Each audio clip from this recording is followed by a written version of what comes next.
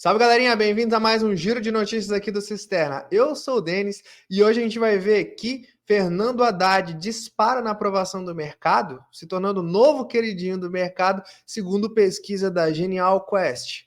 Além disso, a gente vai ver também que rumores da queda do presidente da Petrobras, Jean Paul Prates, faz as ações caírem e o presidente da Petrobras, que estava em viagem nos Estados Unidos, ironiza: estão querendo me derrubar. Além disso, a gente vai ver que a STF continua na sua saga pelo desmonte dos direitos trabalhistas e a primeira turma do STF derruba vínculo empregatício entre Raquel Sherazade e a SBT, criando um precedente perigosíssimo. Mas antes disso, não esqueça de deixar aquele like, curtir o canal, compartilhar para todo mundo que você achar interessante e relevante. E não esquece de comentar aquela palavrinha mágica que ajuda a gente no engajamento aqui. Epaminondas, tá beleza? Então bora para a notícia. Então basicamente isso aqui, ó. Na contramão de Lula, a aprovação de Haddad cresce no mercado, diz pesquisa. O levantamento ele foi feito pela Genial Quest entre economistas e gestores e também analistas. E mostra que a maioria vê o ministro fortalecido no governo. Então, é quase que uma bipolaridade do mercado. Apesar deles avaliarem negativamente o Lula, eles avaliam positivamente o Haddad. E aí, por que o mercado tem essa percepção bipolar acerca do mesmo governo que pratica essas mesmas medidas econômicas? Então, basicamente, aqui a gente analisando a avaliação do governo Lula, ele começou seu mandato com 90% de avaliação negativa do mercado. Essa avaliação ela foi caindo no decorrer do ano, chegando em junho ao mínimo de avaliação negativa em 44. A avaliação positiva do governo começou com 0 dentro do mercado e chegou a um pico também em junho de 2023 em 20% que acreditava no Lula. E agora caiu para 6. A avaliação negativa atualmente está numa crescente, né? E chegando até 64% nos dias atuais. Isso aqui eu acredito que se deve muito às declarações que o Lula faz para o seu próprio público. Porque rola isso, né? Quando ele está com o seu próprio grupinho, ele faz declarações como, tipo, ele fez no início do ano. Já que a gente teve recorde de arrecadação em janeiro, então vamos rever esse negócio de teto de gastos e tal. Né? E ele fala ali muito que para a torcida ouvir. E aí o mercado não vê com bons olhos isso. Eu acredito que isso é uma das questões. A gente sabe que isso é só da boca para fora, mas isso é uma das questões que faz com que o mercado não goste do Lula. Já em contrapartida, o Fernando Haddad está se tornando o queridinho do mercado. Olha só, ele começou com uma avaliação negativa de 38% e positiva só de 10% do mercado. 52% acreditava que seria regular.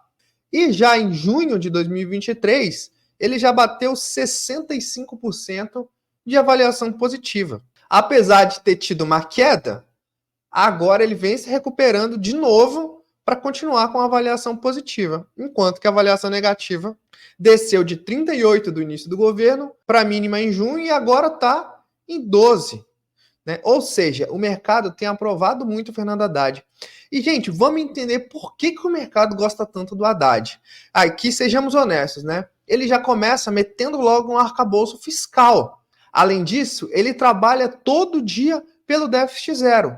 Ou seja, é um ministro que trabalha ativamente pela austeridade fiscal. E o mercado adora isso. Vamos entender também que ele trabalha, digamos assim, na visão do mercado, blindando o Banco Central e Campos Neto dos ataques que o restante dos petistas ficam fazendo contra o BC Independente, né?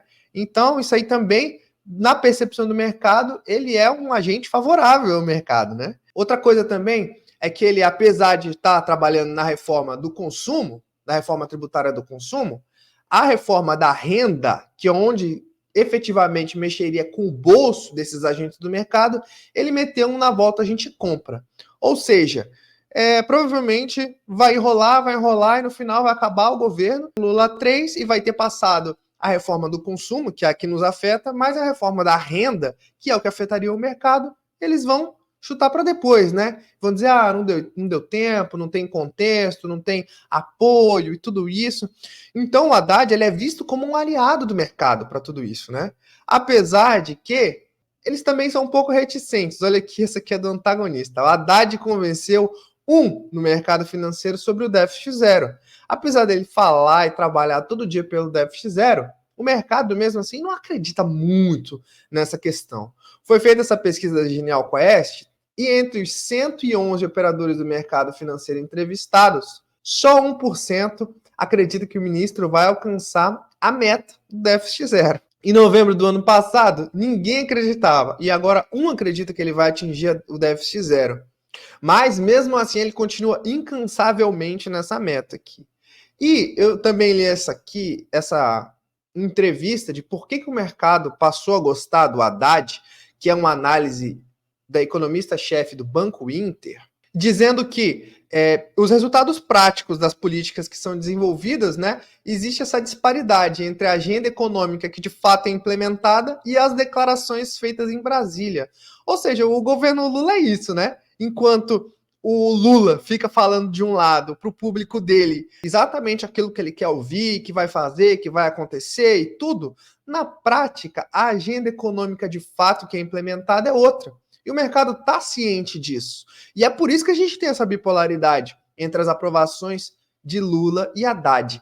E, gente, sejamos sinceros, né? Com esse apoio que ele vem recebendo do mercado, é muito fácil que o PT veja isso como uma oportunidade e tente enfiar ele goela abaixo da gente nas próximas eleições, hein? Tenso, tenso. Agora vamos falar sobre a Petrobras aqui. E os rumores da queda de presidente da Petrobras faz a ação cair, né? E, gente, se o presidente da Petrobras cair, faz as ações caírem também, significa que o Jean Paul Prates, ele também é outro queridinho do mercado. Olha aqui, ó, na terça-feira, dia 19, os papéis fecharam numa queda de 0,74%, enquanto os ordinários caíram 1%. Basicamente, isso vem de rumores de que o presidente Lula iria tirar o Prates da presidência da Petrobras, né? Mas que foi avaliado que seria só uma especulação. O Prates estava em Houston num congresso e não respondeu no dia. E ele respondeu ontem, ironizando nas redes sociais. Andaram tentando me derrubar. Basicamente é o seguinte: o Prates, ele vem sofrendo uma fritura por parte do governo justamente porque ele teve um entendimento contrário ao do Planalto sobre a distribuição do dividendo. E o presidente da Petrobras atuou efetivamente como um advogado, como um lobista dos acionistas minoritários perante o governo sobre essa questão da distribuição do dividendo. E aí ele pegou e postou no Twitter, né? Trabalho intenso o dia todo em Houston, com mais de 15 reuniões por dia, sem olhar o telefone. E agora soube que já andaram me derrubando no Brasil. Isso só me assegura que estou no caminho certo. Faz parte. Mas afinal, quem que estava tentando derrubar o Jean Paul Prates? Que estava falando nos bastidores ali do Planalto contra o queridinho, o outro queridinho do mercado que atua na Petrobras? Bom, segundo especulações, são os ministros Rui Costa, da Casa Civil, e Alexandre Silveira, de Minas e Energia, que tem feito críticas à gestão de Prates. Até agora, o Lula só assistiu isso aí. E, apesar da matéria dizer que o silêncio do petista, em certa medida, é um apoio tácito ao Costa e Silveira, eu entendo completamente diferente. Eu entendo que o silêncio dele é justamente um apoio ao Prates aqui, que vai manter ele no governo, mesmo sabendo que ele está lá para atuar pelo interesse do acionista minoritário, como ele demonstrou claramente nessa questão sobre a distribuição dos dividendos. E agora, por último, mas não menos importante, vamos falar sobre a primeira turma do STF, que todo dia trabalha e trabalha para derrubar direitos trabalhistas e a CLT. O que aconteceu foi que a primeira turma do STF derrubou o vínculo entre a Raquel Sherazade e o SBT. A Raquel Sherazade, ela já tinha ganhado na primeira instância e na segunda, sobre o vínculo empregatício. E o valor da condenação foi cerca de 4 milhões, sendo 500 mil de dano moral. Vamos entender aqui o caso. A Raquel Sherazade processou a SBT alegando que trabalhou na emissora entre 2011 e 2020.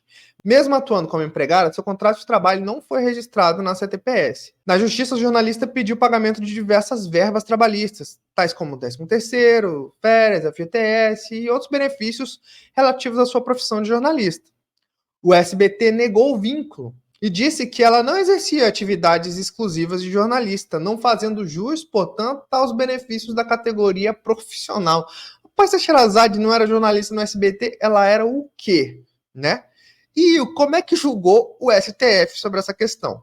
Ao analisar o caso monocraticamente, Xandão, queridinho da nossa esquerda, ressaltou que as decisões desconsideram o contrato de prestação de serviço e declaram a existência de um vínculo empregatício. Moraes destacou no julgamento do tema 724 que o STF reconheceu a possibilidade de organização da divisão do trabalho não só pela terceirização, mas de outras formas desenvolvidas por agentes econômicos.